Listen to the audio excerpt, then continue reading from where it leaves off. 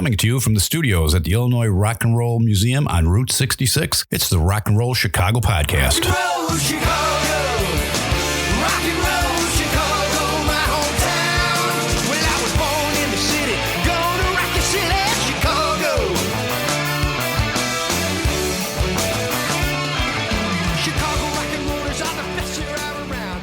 Hey everybody, it's Ray the Roadie. This here is Hollywood Mike. How Hello. you doing? I'm doing good. How are you doing? I'm doing pretty good. What's new and exciting? Really not much today. No? No, I can't. It was just another Wednesday. That's it, huh? Yeah, pretty much. Yeah, me too. It's nothing special. Weather's nice. I guess so. I've been pretty much just living for this little show that we do here in the evening. That's all I do. I live for this show. That's all I do. Yes. I do nothing else in my life. Just this show. This is it. So if the rest of our evening goes to shit, it's their fault. That's right. That's right. Blame it on We Mello. live. We live. I feel like I'm at home now. Yeah, I dragged him out. He could have just been at home. It's like, hey, I got to stay at home with the wife and kids for this. Come on. So those people you're hearing in the background, you have no idea who they are. That makes four of us. They're a couple of guys from SullVation. How you doing, guys? Awesome. Awesome. Why don't you introduce yourselves? Let the people know who you are. Right on. Well, my name is Brent Sullivan, probably the mastermind of this craft. And you? AKA Mr. SullVation. Yes, SullVation. Yeah. My name's Kevin Truhl. And I was lucky enough to sneak in on one tune. I'm sorry. I should have said I was Brent Sullivan from SullVation. Should have announced my name there. So you were able to sneak in on one tune? That is correct, sir. That's right. So, Yes. all right. So, and he brought you along with because, Well, I guess he wants to keep doing a little bit more of the kind of stuff that we did. Yeah, So, we'll get to that. I'll let- But, yeah, I'll I let grabbed him- him out of hibernation, I should say, but right. Yeah, he had took to, him out of my there was a lot of mothballs, to get me back into function here. It's been a couple decades. So, long story. Story in itself. Well, let's go back there because I started looking at your bio on the websites and stuff like that, and you've been around for like about 30 years or something like that in the metal scene in the Chicagoland area. 40 years, probably. 40 years, yeah. Well, take us all You're the way being back. very there. kind. Mike. Let me guess. He is a kind man. Did it start somewhere around the Thirsty Well, or where? Oh, for sure. Yeah. Where does it all begin for you? Well, I mean, anything that's worth talking about would be Slauter Xstroyes was the first band I was in for, I think it's probably since I was 18. I mean, without getting the whole story, that band's changed names for the first 2 years of that, but it went on for like 8 years. Wow. And pretty successful with that. I mean, later on, when we regrouped at about 2004 or something like that, we ended up going out to Greece and, Germany and all that stuff. It was cool. Because when they heard we were in, reunion, they called us up and, hey, come out and play. I'm like, that's awesome. Let's do it. Right. Define success. Was it just local success, national success? How does that go? Well, back we were turned down by a lot of metal labels because if you're familiar with Slaughter Xstroyes, it was a pretty weird band. I mean, it was more extreme than like Merciful Fate was and all that stuff, but it was very technical. But there was this voice of Slaughter Xstroyes and all this. I mean, Merciful Fate. Sorry. Yeah, I think they just weren't we weren't looking for it. But I mean, overseas, they loved it. Right. So like 20 years later, they're like, hey, we love your stuff, man. Come on, play. Like, well, I ain't a band anymore. Right. 30 years later, then we did a reunion. They contacted us right away before we were ready to practice yet. So it was kind of cool. Wow. So it was a lifelong dream to do that. So it was, can't complain. So did you guys release any albums that over in Europe or how did they find out about you? Well, that band in '85, we printed 500 albums at that time. It was vinyl, right? Of Winter Kill, and we did another album later, about like '89, called Free the Beast, but it never came to fruition. That was about when the band broke up. But and a band called a record label called Key Classic Records picked it up, and then they took all the demos and stuff, kind of redid them and put it out and called it Free the Beast, and put a second album out. So after that time, somewhere they just kept circulating out there. So like they picked up on it and dug it. All from about 500 500 copies. Yeah, I mean, No if kidding. you look on eBay now, they're like going for like $1,500 now. It's crazy. Really? If you have the original copy, it's already been re-released, and also just re-released last year through Lone Records. They kind of picked up a few of my bands, Winterkill and Mindwarp Chamber. Okay. And they all put it out there. So I like scramble and grab all the stuff and redo the album covers and everything and do it again. But Right. What came first with the success in Europe? Did somebody hear the album out there, or did somebody book a show for you out there and you guys went and started playing? apparently they've been listening. The weirdest thing, when I went out there and we played in Greece, the one moment I remember is I had all these people coming up and they had demos from stuff I don't even have anymore. I mean, they just had tons of stuff they wanted me to sign from everything I've done. I'm like, where did you get that stuff? Because I was like, I want that, man. Yeah. It was an awesome experience, but very crazy. And they were singing all our lyrics. I mean, there's a video of it from the first, wasn't Keep It True, what the hell was it? Anyway, it doesn't matter.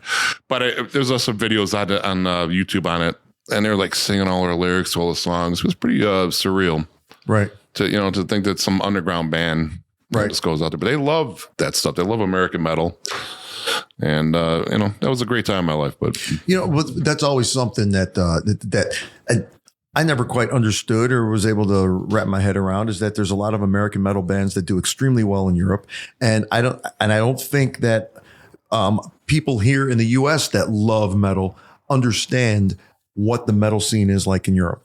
They don't. They really don't. They love it. They love it out there. They do. They absolutely love it. And it's best fans in the world. It's almost like its own industrial genre in a way. It seems like it's the same group of people everywhere you go, and they know bands that nobody else has ever heard of because they just live, breathe metal. They just absolutely freaking love it. I remember my singer, I won't mention his name, but he thought he was going to go out there and get laid because he was going to be a rock star. But the funny thing is all the Greek women out there, they don't care. They come up to you and they don't care. They care about the music. They don't care about what you look like, who you are. Right. He's trying to get laid. I'm like, yeah, they don't care, man. Yeah. They want you to sign the album and shit, Yeah. Back in the 80s, there was, the JR record stores that you'd find in almost every shopping mall. And I think Musicland was in a bunch of shopping malls and stuff. And there was always that one section in those record stores where they call them the imports, is the import section. And you're going through the import section and you're looking at the labels and everything. And you're looking at the backs of these things, right? And it's record companies from Germany and Switzerland was another place that they'd come from, Norway and all this. But then who was it? It was like, what's this Queensryche? What's this Queensryche? Queensryche, they're from here. What's this? But that was exactly it. They get different recordings and send them to different, different studios over in Europe and print albums and then send them back over here. That was the crazy thing about it. Yeah, they love it. They love it. Yeah. Oh yeah, it is Definitely. Yeah. So a lot of the stuff was. Things like, let's put 10 songs on an album. Yeah, but I like these 3 as well. And the record company says, well, nope, we only have room for 10. So what would they do? They take those 3 and they'd sell them to some, record company in Europe, and it would come back as an import. Absolutely. Right? Yeah, absolutely brilliant. So did you always have the same group of people working with you? Tell us how that goes. It's no, never. No. I mean, man, if we're not really here to talk about my past, I guess I got 40 years of fucking music, but musicians. I mean, Slauter Xstroyes, 2 of the guys in there already passed away, which is a shame. The singer and the drummer, and the only one left is Paul Cracky, which is a guitar player. And I went on to Winterkill, and then Mindwarp Chamber, and then a band called NDX. So I've been doing a lot of stuff throughout the years. Right. So, but then I guess the reason I'm here is because my solo album. Okay. All right. Well, tell us about it. Ooh, a long time dream. I've always wanted to just kind of do my own thing. I guess it's probably I don't know. I wanted just to have it. Everything I did was all me for whatever reasons. Because I didn't want to have any outside interference to see what I can do. And it was like something I've been trying to do for the last 30 years. I started doing the last 8 years. It started, I really wanted to have, we're going to have one singer called, he was Steve Reimer. He was in Slauter Xstroyes in the second half of the time. after the lead singer died, when we went to Greece, Steve Reimer sang for us live out there. He was on two of the songs on the last two songs, and he was going to do the whole album, but he just couldn't, find the time to do the whole album. So long story short, I ended up just coming up with this idea. I'm like, I'm just going to get a bunch of cool local singers that I dig and throughout, and just see if they want to interested in trying to do this stuff. So I did, and I found a handful. I couldn't find anybody who wanted to do the whole album, but a few songs here and there. And then I went one step further and just said, well, I'm just going to get some lead guitar players to play on it too. So that's kind of where it all just turned out. I think it kind of confused people because there were like 16 members on this, and a whim of the moment, I got Tim Ripper Owens on there from KK Priest, Yep. And I saw a post on Facebook. He's like, I'm in between tours. Anybody want to do it? Shot him an email. He was like, cool. And we worked it out, sent him a tune. He was, as long as you write the lyrics and everything, I'm cool.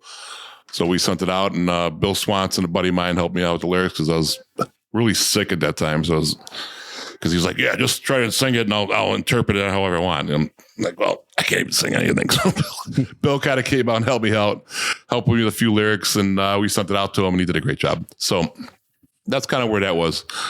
Going forward, I'm trying to make this more of a band. Everybody's kind of going, what's Brent Sullivan, SullVation? What does this mean? I didn't really call it Brent Sullivan solo project because there's a country artist called Brent Sullivan, and there's some other artist called Brent Sullivan. It didn't make any sense to me. I really want to try and make it a band outfit just in case for some reason if people dug it, I can make something out of it.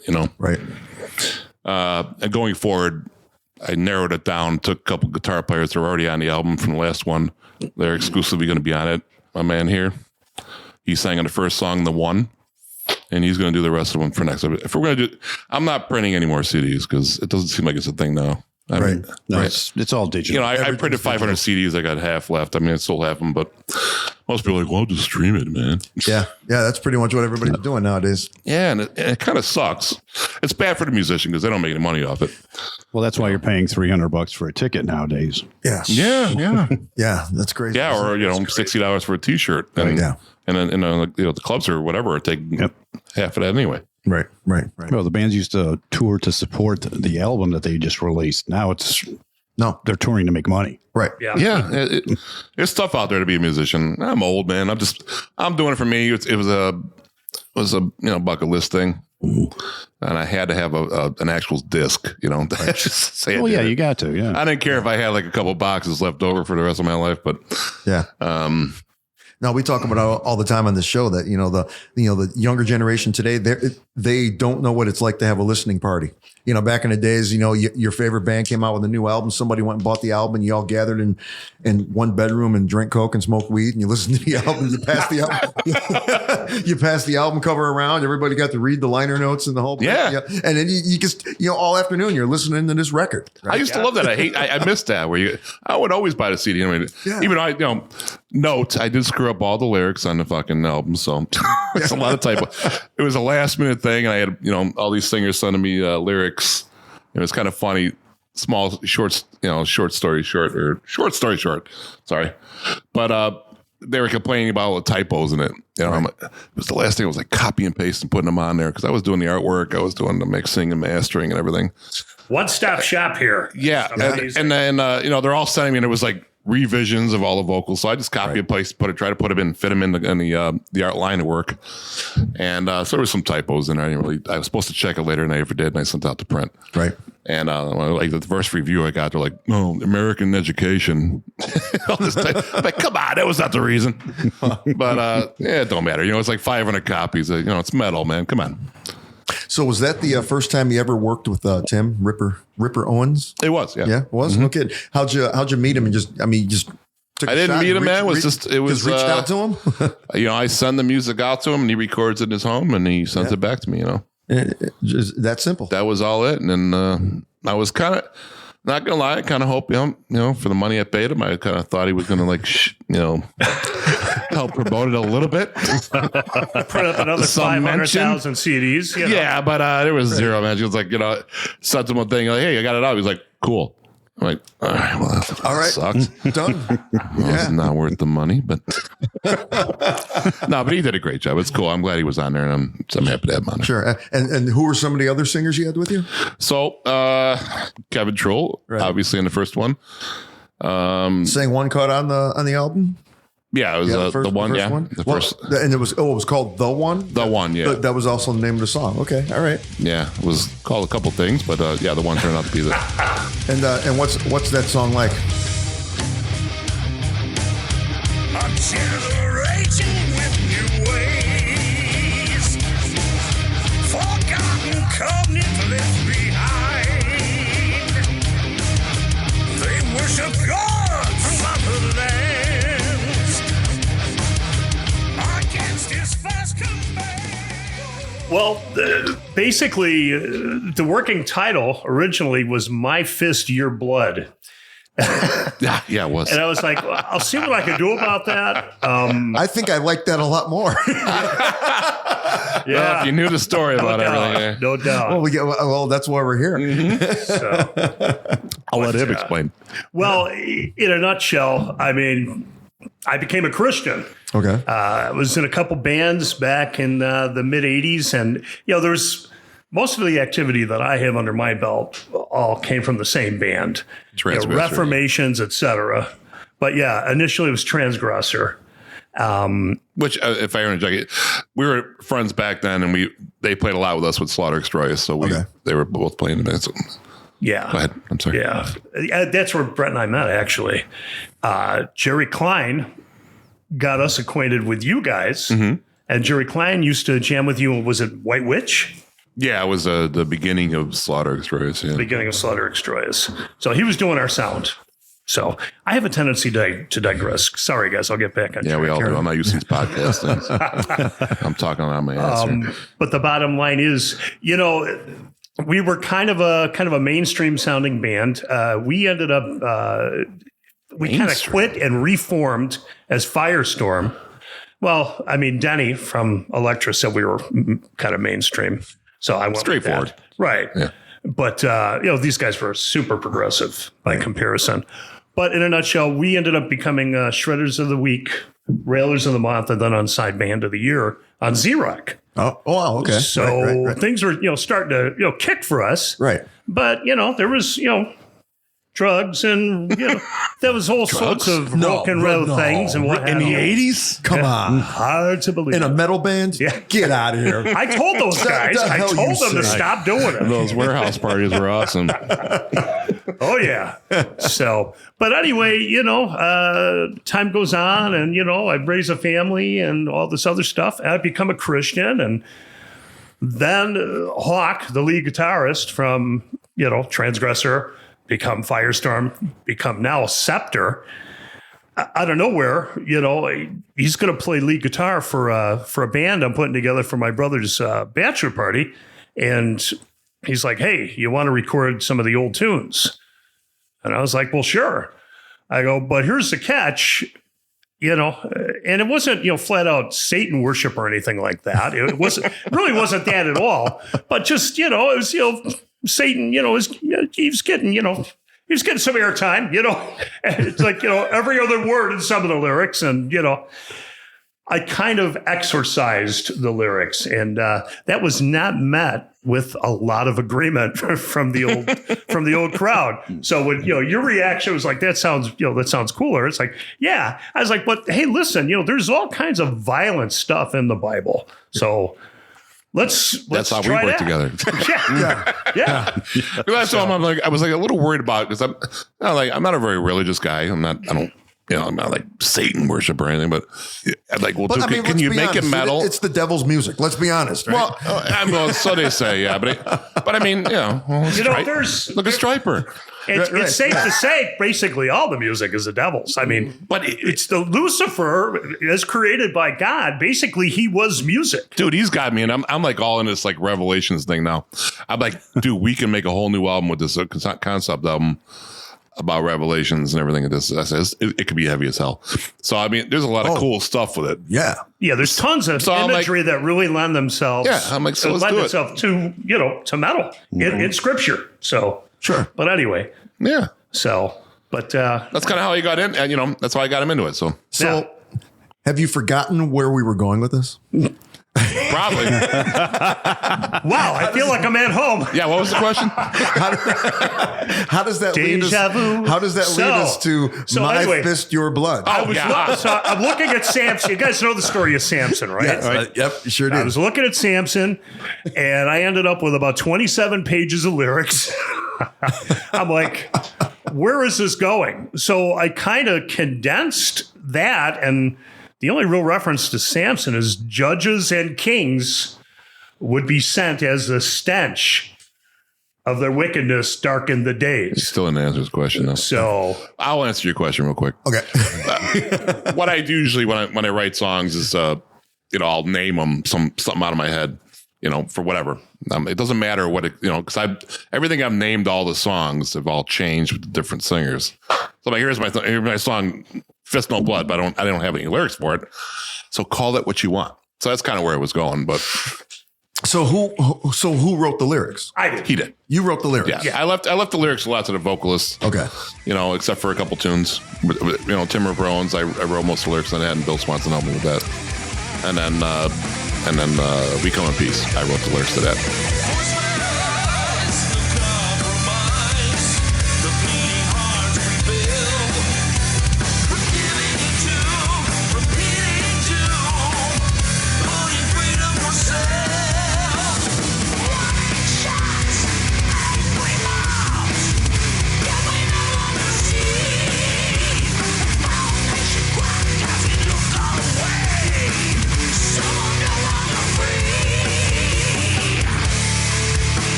Other than that, the rest of the singers wrote all the stuff. Wrote all the lyrics. Yeah. Okay, gave them kind of poetic license. Yeah, I needed a break because I was doing everything else.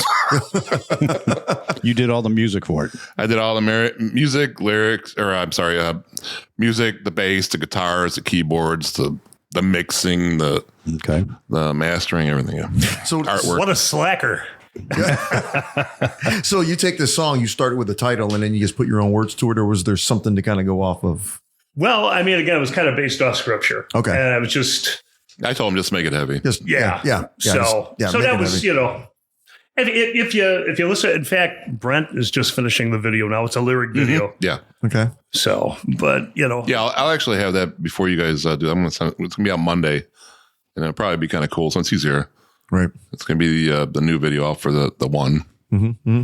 So with so many different musicians and so many different singers and everything on the album, can you say that there's some type of a common thread that runs through the entire recording, or is it just completely different? It started. I'm pretty political, so it's got a lot of political undertones on it. At least for what I was starting to do with it, as whether everybody else followed along with me. You know, like Tron Pablos, he did a great job. He sang in 3 of the songs. He's not, great singer. And he writes hooks like all day long.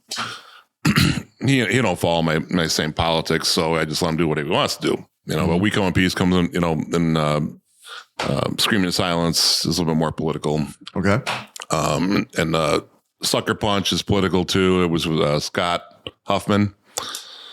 He was in Mindwarp Chamber. Did an awesome job too. So, but it kind of weaves in. It was kind of where I was going with it. If you look at the album cover, it's kind of like the end of days. That's why it's called, the beginning of the end. And some people kind of reference if that's the beginning of my career too. So, which it wasn't kind of, it's kind of like my final hurrah, but it's not. It's not. I probably got one more in me, but right. That was kind of, that was kind of the intention of the whole album, but it drifted off a little bit on other the religious part of it. Mm-hmm. The last song on there is the Desolation of Abomination, which is also a really religious thing. So right. So what's your favorite cut on the album so far? Do you have a favorite? Man, I got to say the one he's on now. No. earmuffs. Go ahead. No, I think actually, I think probably one of my favorite songs is probably We Become. Okay. It's just, and it seems to be a favorite to a lot of people. There's just so much going on with that song.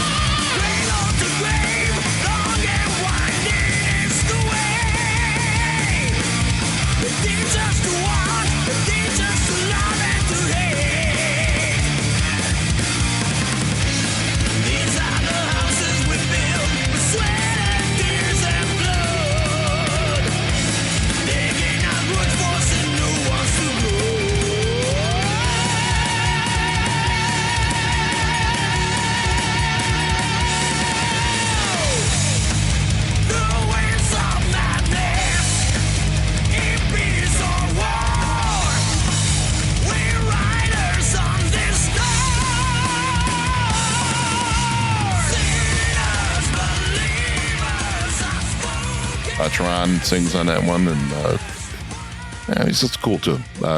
What's it about? I have no idea. Well, I didn't. Very mysterious. They're screaming and there's a loud guitar. All I can say is musically, it's very cool, but but the lyrics, I don't know, man. I mean, Lyrics, schmericks. Teron writes a lot of the, in read between the lines thing, which I do too. And I'm like, sometimes I'll read his lyrics. I'm going, man, I still don't know how am I going to do this video for this thing? I don't know if I even do one for that, but I did one for What You Don't Know, and I didn't know what the hell he was singing about. So I kind of just interpreted what he was saying and made a video out of it. So, and whether it makes sense or not, he approved. He said it was a cool video. So Right. yeah. So where can people find the album if they want to? Well, I mean, if you like streaming, you could find it everywhere. Okay. If you want an actual copy while they're still available, you can find them at SullVation, which is SullVation.bandcamp.com. Alrighty. Is there any plans to perform this live anywhere, or is it just? I would love it. Yeah? I tell you what, now that this is done and we're working on a second one, and I got kind of the main guys are going to work on it. He's going to sing the rest of it. I got the two lead guitar players, and I got the drummer that's going to do the next one. So it's kind of a band, but it's nothing that we haven't said, hey, we're going to fucking go out and play. But Right. if you were to ask me, I'd love that to happen. But Sure. will it? I don't know. I'm going to kind of just go where it's, right now. I mean, it's been out 3 months. It's getting a good response, but it still takes time. I'm still nobody. So, I mean, I got like 1 or 2 reviews and I spent a lot of money in promotion. I'm kind of going, where's my reviews at? But I'm thinking it probably takes time because I got a million bands out there trying to review people. But Definitely. so, I mean, I'm just going to see what the reaction is. And, by next year, I think I should know. And if it comes to that, I'm like, hey, you guys want to try and, or if he says, hey, you want to come play Greece again or Germany? I'll be like, hey guys, we got to get together. It's like, let's see, January in Chicago, lugging gear or Greece. Yeah, exactly. Right. Well, if it's Chicago, I'm not going to really start a band and go out and play in Chicago for, a few shows. It's got to mean something. I mean, Chicago's just flooded with tribute bands and all this crap. But Unfortunately. Which is fine. It's just not my thing. And it's all the same fucking tribute bands. Yeah. I hate to say it, you're exactly right. There's not a lot of places in the Chicagoland area where they're going to say, yeah, bring a metal band down here and play all an original metal band. Yeah. There's just not a lot. Well, there is the Forge, the Forge right across the street. Absolutely. That'd be great. Yeah. The Forge would be a great spot, but there isn't a lot. Like I go to places like, pretty regularly. I go to places like the Twin Cities. I go to Minnesota. There's a club on every corner that would have that. Oh, absolutely. Yeah. So no, that'd be interesting to see if you guys can take it someplace. And I would love maybe to. That's what you need. But I'm turning 59, in 2 weeks. So I'm getting old, man. I wouldn't go. Would I go on tour? If someone said, hey, you're going to go on a small tour for 3 months? Yeah, I would do it. Sure. But I'm not at the touring age where I'd be like, I'm not hopping in a van eating cheese sandwiches and those days are over. Yeah. Maybe 2 weeks at a clip. 2 weeks at a clip. Oh, I would be all over. Yeah. If someone said, hey, you want to go tour the European Fest, whacking and all that stuff. Yeah, I'd be all over that, man. But, get in a van and touring little clubs, all through the U.S. No, I'm not doing that. So you said you're working on a second album now? Yeah, we already got a couple songs in the works. Okay. The one we're working on now, hopefully we'll have that out. I'm hoping early next year, and we're trying to do a full video of it. Finally, I hate lyric videos, but it's so hard when you got like a bunch of members trying to go, hey, you want to do a video? Man, I ain't got time. No, but because they're not in the band. It's not. They don't have nothing invested, and I get it. And I appreciate all the guys. I mean, all the guys that do, out of the love of the music, I didn't have to pay these guys, and they did it. They like me, I guess, so they came out and did it. And I love you, man, and I appreciate that so much. I mean, besides for Tim, I didn't pay these guys, and they all did it out of the love of music, and I couldn't have done without them. Right. I could have sang it, and it would have been a whole different album. Probably been a lot heavier, and my singing, they always say, is like a little bit more Gene Simmons meets Machine Head. So it would have been a very different album. Right. So where can people find you if they're looking for you? Any streaming service. It's on every possible streaming service. It's distributed through CD Baby. So they, any of those places, they put on all the streaming services. The physical product, like I said, is SullVation.bandcamp.com. Right. They can stop by SullVation, Facebook.com/SullVation Music. And that's about it, man. Until we go further and if some label wants to pick me up, I don't know, man. Yeah. But, right. Well, we go, our second biggest audience of this podcast is India. Really? So maybe maybe somebody in India will hear this. You know what? I'll tell you what, because there's a lot of fans on Brazil, actually, that, as I'm watching my Spotify numbers and stuff. I mean, overseas, Germany, Finland, Switzerland. I mean, I've got a lot of good numbers out there. U.S. is okay, but the music that I kind of do is much more European driven, unless I'm playing 4-chord rock. I don't know. The U.S. just seems to be so simplistic. They just they just want to the same crap all the time. I don't know what it is, but I can write that all day long, but I just don't want to, man. No, who wants to? No, absolutely. Yeah. I mean, and you don't really need a producer or a record company to do the stuff that you want to do nowadays with the internet. Thank God. Well, yeah, that's probably why I never became famous. All the years I've been doing this, I refused to go down that mainstream road. Right. And the Motley Crues and all that stuff. I just didn't want to do it. Who wants to hear that beat all day long? Well, everybody in the U.S. There you go. I got a buddy of mine. He's a rapper, and in 2 days he got like 40,000 views. I'm like, geez, I might just go do rap. Yeah. Yeah. Hey, who knows? Well, this is going to be a first time we're interviewing somebody. I'm not going to say, so you got any gigs coming up? Yeah, right. Yeah, well, our gig is maybe in 2025. And it'll be over in Greece. Yeah. I don't know. Yeah. Well, good luck with that. Well, there you go. Party plane over to Greece. I will say there is talk, if anybody's interested in the band Slauter Xstroyes, we were talking about doing a reunion maybe next August. But that's still in the works, and we'll see what happens. But if maybe I'll make this a band, and we'll do the show too. So yeah, there you go. Anything's possible. It's really so up in the air right now. Yeah, there's a lot of possibilities there. I mean, my main goal was just to put on just a solo album. I just really wanted to just do it for my own bucket list thing. Well, so here's the thing. Everybody listening to this, and if you're interested, go download the album. Yeah, take a listen to it. Right. You know how to find them. And Send them an email and let them know. Yeah, let them know. If you want a collector's album, I'll tell you what, Slauter Xstroyes, that album's like $1,500 right now. Maybe you get this 20 years later. My CD might be worth like $20. Yeah, you never know. You double your money. I don't know, man. Yeah, so anybody listening out there, get their CD. Because I'm not printing no more. I mean, it's only $500. So if everybody downloads the album, it'll go aluminum. It will. It will. And then let us know on our Facebook page or email us and let us know what you think. Well, you only need like 10 million streams to get like $100, so you're all good. Yeah, that's great. Well, all righty, guys.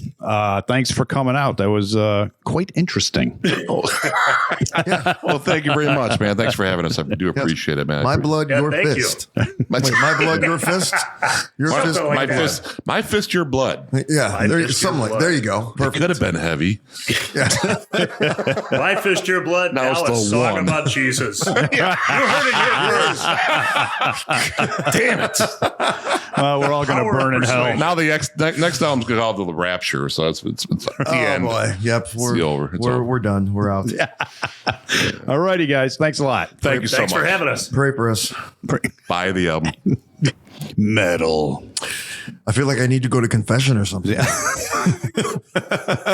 I hope people are praying for us at the end of that interview. Holy cow. Yeah. Whoa, I don't know where we went. No kidding. My poor mother's rolling in her grave right now. I know that. Well, we've got. He gave us copies of the CDs here, and that's an evil looking cover, right? It is. That's for sure. It's very, very scary. But I like what he's doing. I like what he's doing. I think it's a great idea. This is something he's wanted to do. Yeah, right. And he's putting this album together, and hopefully it'll go do well. And to seek out Tim Ripper Owens from Judas Priest, or I guess filled in for Rob Halford for several years with Judas Priest to get him to sing on the album too. So that's pretty cool. I mean, song must have been pretty good. Yeah. For him to say, sure, why not? I'll sing. That's right. That's good. That's right.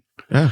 So make sure you guys buy the CD, SullVation, The Beginning of the End. Get out there, buy the CD, download the CD, whatever, to the digital copies, and buy them. And then get a hold of us. Let us know what you think. And then take them down to the church and have the priest bless it. Then bless it. Get them blessed. Yes, definitely get them blessed. Because we're as soon as we're done with this podcast, we're heading right over to the cathedral here in Joliet and having the Reverend bless both of ours. Okay. It's a good idea. just go with it. Is that before or after the bourbon? Oh, I don't know. Probably after. Yeah. Okay. Yeah, after the bourbon. Perfect. So, as always, thank you for listening to the Rock and Roll Chicago podcast, and tune in every Tuesday for another exciting episode with Hollywood Mike and me, Ray the Roadie. See you next week. The Rock and Roll Chicago podcast is edited by Paul Martin. Theme song courtesy of M&R Rush. The Rock and Roll Chicago podcast does not own the rights to any of the music heard on the show. The music is used to promote the guests that are featured. Chicago.